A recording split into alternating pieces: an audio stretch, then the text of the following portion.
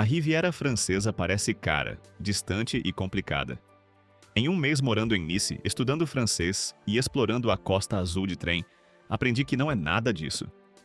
Esse foi o primeiro capítulo do meu ano sabático. Salve planejantes! Hoje vou detalhar como iniciei meu ano sabático, que na realidade foram 8 meses. A ideia era aprender francês e dar uma mochilada pelo mundo.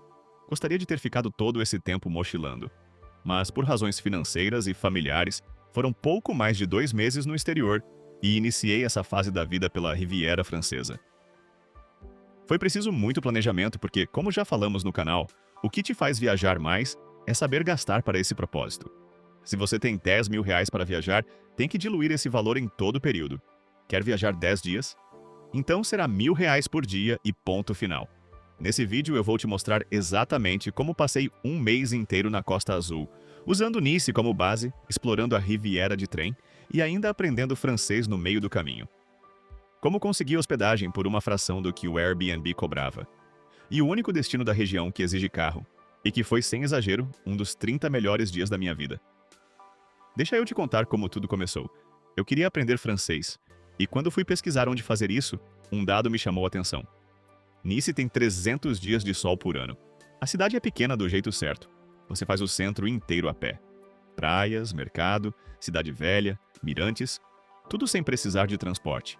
E quando precisa ir mais longe, o ônibus público, ou o tramway, uma espécie de bonde, resolvem por menos de 2 euros. Nice, além de um destino incrível, funciona como uma espécie de base, e tudo em volta é simplesmente incrível. Paris é magnífica, mas Paris é uma metrópole. E metrópole tem um ritmo que você já conhece, porque provavelmente já vive numa. Nice é outra coisa. É uma cidade onde as pessoas ainda se sentam na calçada sem pressa, onde o mercado ainda é evento social, onde o mar faz parte da rotina de qualquer dia comum. 300 dias de sol, escala humana, tudo a pé. E sobre as praias de Nice, são de pedra, não de areia. A água é mais cristalina exatamente por causa disso. Como eu queria mais propósito nesse tempo, me matriculei na Azurlingua, uma das escolas de francês mais antigas de Nice, mais de 30 anos de história. Mas o que a escola me deu não tem preço no orçamento. Na sala de aula tinha gente do Japão, da Alemanha, da Colômbia, da Suíça, idades completamente diferentes. Histórias completamente diferentes. Todos ali com o mesmo objetivo. Esse tipo de convivência muda a forma como você enxerga o mundo. Daquela escola fiz amigos que carrego até hoje. A grade de aulas funcionava em semanas alternadas. Uma semana de manhã, outra à tarde. Isso me deixava sempre com meio-dia livre.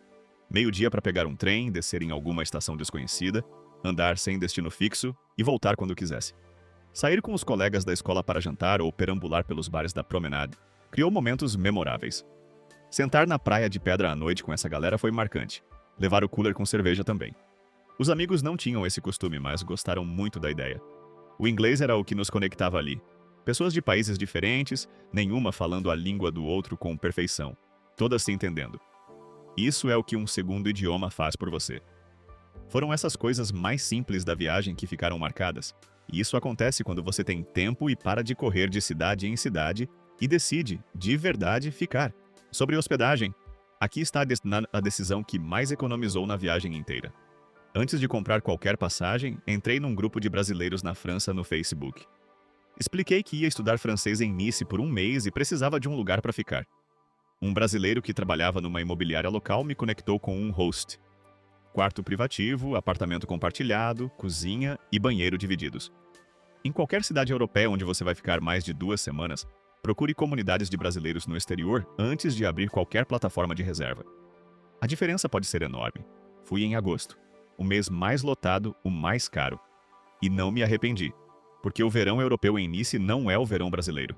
Não tem aquela sensação de que a cidade foi pega de surpresa pelo próprio calendário. O movimento existe, mas existe com ordem, com espaço, com uma leveza que só aparece quando uma cidade foi planejada para as pessoas que moram nela, e não para o fluxo de quem passa. E como fui em agosto, no dia 15, dia de Nossa Senhora da Assunção, pude ver um dos maiores shows de fogos de artifício da Costa Azul. Gratuito, na Baía dos Anjos, com a multidão na Praia de Pedra e o reflexo no Mediterrâneo. Eu estava lá. Foi inesquecível. O trem regional é a chave de tudo na Riviera. A linha sai de Nice em 2 direções. Sentido leste em direção à Itália. Villefranche-sur-Mer, Eze, Saint-Jean-Cap-Ferrat, Cap d'Aille, Mônaco, Roquebrune, Cap-Martin, Menton. Sentido oeste, Antibes e Icane.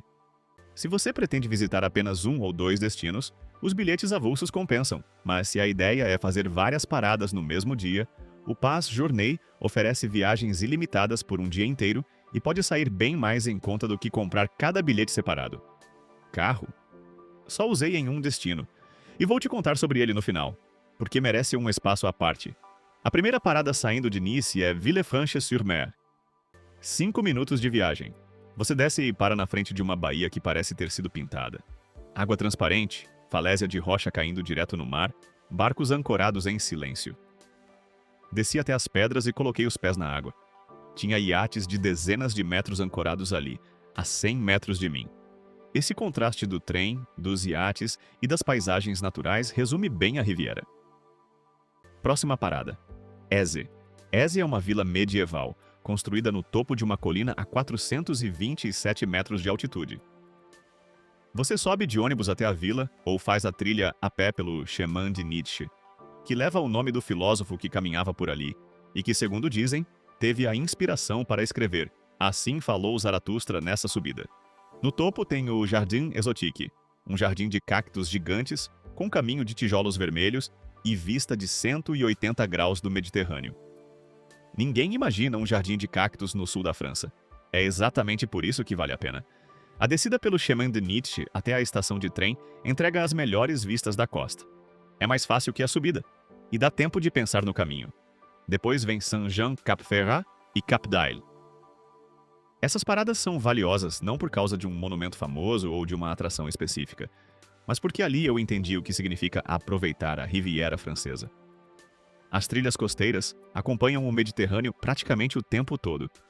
A cada curva aparece uma nova enseada, um mirante ou um trecho de água tão transparente que fica difícil continuar caminhando.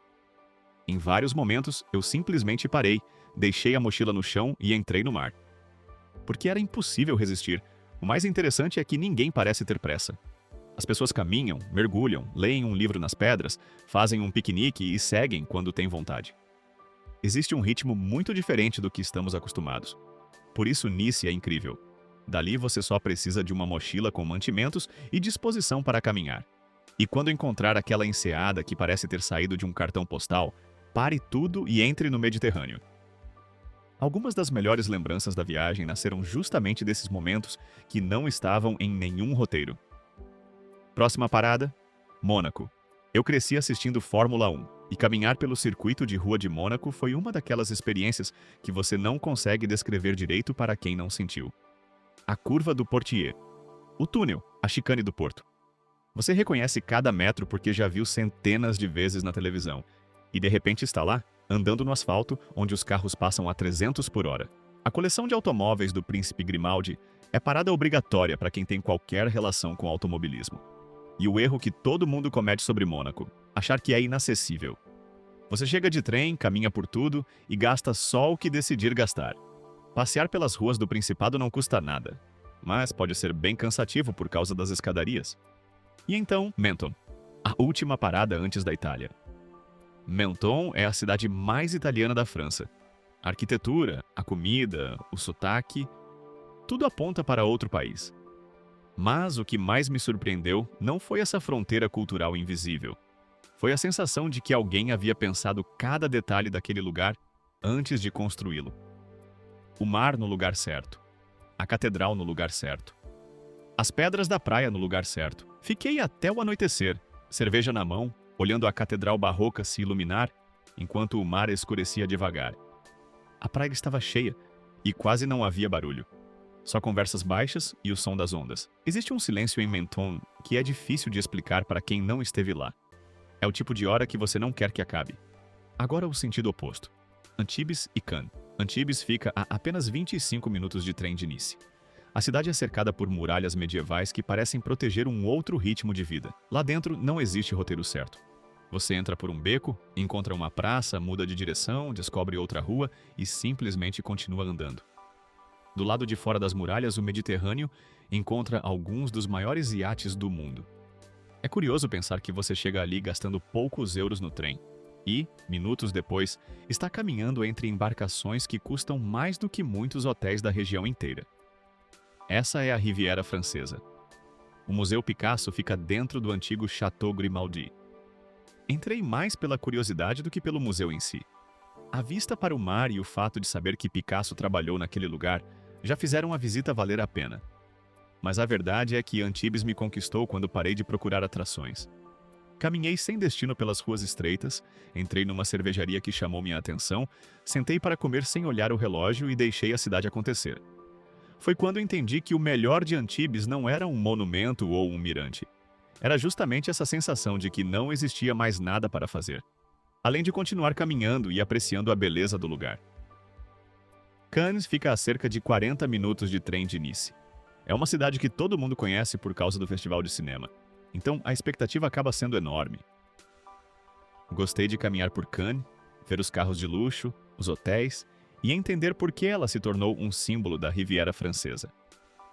Mas, curiosamente, foi a cidade que menos me marcou. Talvez porque as outras paradas tenham me surpreendido mais. Em Cannes, o luxo acaba sendo o protagonista. E, apesar da fama de exclusividade, Cannes também tem praias públicas e gratuitas. É verdade que existem os famosos beach clubs, onde uma espreguiçadeira pode custar dezenas de euros por dia. Mas basta caminhar alguns metros para encontrar faixas de areia abertas, onde qualquer pessoa pode aproveitar o mesmo mar azul da Riviera. Saint-Tropez foi uma excursão de ônibus com as estudantes da escola de francês. É um daqueles lugares que a fama faz parecer obrigatório. Achei bonito caminhar pelo centro histórico, subir até a cidadela e ver a vista lá de cima. O mar é cristalino, o porto impressiona, e dá para entender por que tanta gente sonha em conhecer o lugar. Mas, para mim, ficou nisso. Curiosamente, foi a cidade de que menos tenho fotos. Acho que isso resume bem a experiência. Conheci, gostei de estar ali, mas não senti aquela vontade de parar, contemplar ou explorar cada rua como aconteceu em Menton, Antibes ou Roquebrune. Talvez ficar hospedado lá e explorar mais mudasse essa visão. Viajar também é isso. Nem sempre o destino mais famoso é aquele que mais fica na memória. E tudo bem, e agora? O lugar que eu não esperava. Gorges du Verdon. Eu nem sabia que existia um lugar assim na França. Nunca tinha ouvido falar. Foi um amigo da escola que comentou. Cheguei em casa, abri o mapa, vi que dava para fazer um bate e volta saindo de Nice e reservei um carro. Foi uma daquelas decisões que você toma sem esperar muito. E acaba virando um dos pontos altos da viagem. A estrada já impressiona, mas nada prepara você para o primeiro mirante. De repente, o asfalto termina na beira de um cânion gigantesco. Paredões de calcário com até 700 metros de altura e, lá embaixo, um rio de um azul esverdeado tão intenso que parece editado. Até você ver de perto e perceber que a natureza realmente consegue criar essas cores. Passei o dia inteiro contornando o cânion. Parei em praticamente todos os mirantes. Desci até a margem do rio. Caminhei por trilhas. Em um deles, sentei para comer um lanche olhando aquela imensidão. Não tinha pressa. Naquele momento, eu só queria ficar ali. Eu simplesmente não vi o tempo passar. Para mim, esse é o maior sinal de que um dia valeu a pena. Diferente das cidades da Riviera, chegar ao Verdon exige um pouco mais de planejamento. O transporte público é limitado, então alugar um carro acaba sendo a melhor opção. Você sai cedo, percorre estradas incríveis e volta só no fim do dia. Dá mais trabalho, mas também entrega uma experiência completamente diferente de tudo o que você viu até aqui. E acho que essa foi a maior lição dessa parte da viagem. Os lugares mais marcantes nem sempre são os mais famosos. Às vezes basta uma conversa, um ponto perdido no mapa e a disposição de sair do roteiro tradicional. Foi assim que descobri o Verdon, e é exatamente por isso que eu gosto tanto de viajar. Se você pretende conhecer o Gorges do Verdon, vale a pena planejar. Considere os custos com pedágios e combustível. Como você vai passar o dia inteiro na estrada e nos mirantes, leve água, alguns lanches e aproveite para fazer um piquenique. Em muitos pontos não há estrutura por perto, e poder parar quando quiser, sem depender de restaurantes ou horários, faz toda a diferença. De volta a Nice para os amantes do futebol, o time da cidade teve o brasileiro Dante como jogador. Você pode assistir ao jogo do OGC Nice no Allianz Riviera, sentir a atmosfera da Ligue 1 e ainda torcer com um gostinho de Brasil na arquibancada. E foi assim que terminou meu primeiro mês do ano sabático. Quando embarquei para a França, eu achava que estava indo aprender francês, mas voltei com uma lição muito maior. Viajar não é colecionar destinos, é ter tempo para viver cada lugar. A Riviera Francesa me mostrou isso. O que ficou na memória não foram os hotéis, os iates ou os cassinos. Foram a caminhada em Roquebrune, o silêncio das praias de Menton, a noite em Antibes, o mergulho em Cap Ferrat e um canyon que eu nem sabia que existia. Talvez esse seja o propósito do planejante.